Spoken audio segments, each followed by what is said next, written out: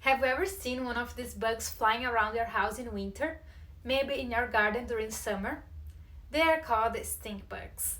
And yes, they stink when threatened.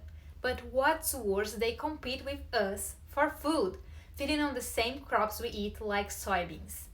You can see in the big circle what a soybean pod looks like after they feed on it. Not great. So what can we do? Before spraying any pesticide, we first needed to know how many are actually out there. That's when my research comes in.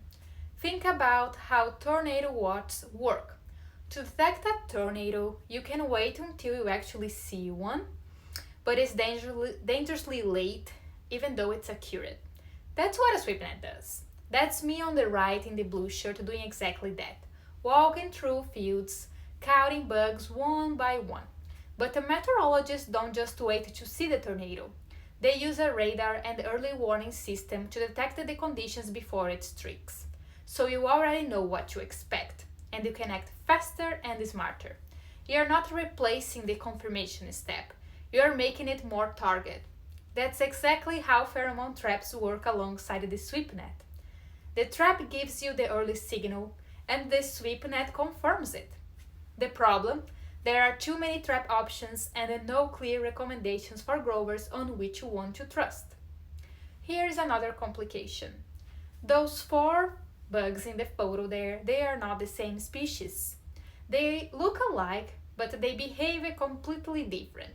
And we don't know whether a single trap type can reliably catch all of them. Nobody had studied that in row crops, but I did. I tested 7 commercially available traps across 68 farm fields and compared them side by side with the sweep net to make sure both tools told the same story. The winner? The pyramid trap, that white arrow on the left points to one. It caught the most stink bug species and matched the sweep net results most reliably. You're probably thinking, but why does it matter?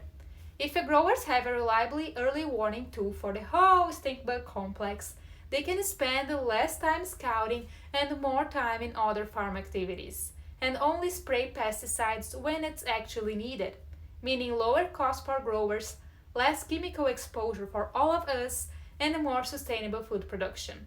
And this is just the beginning. Identifying the right trap is the critical first step towards something even more powerful, an automated monitoring tool, one that continuously tracks pests population across fields, sends real-time alerts, and makes scouting faster and smarter than ever before.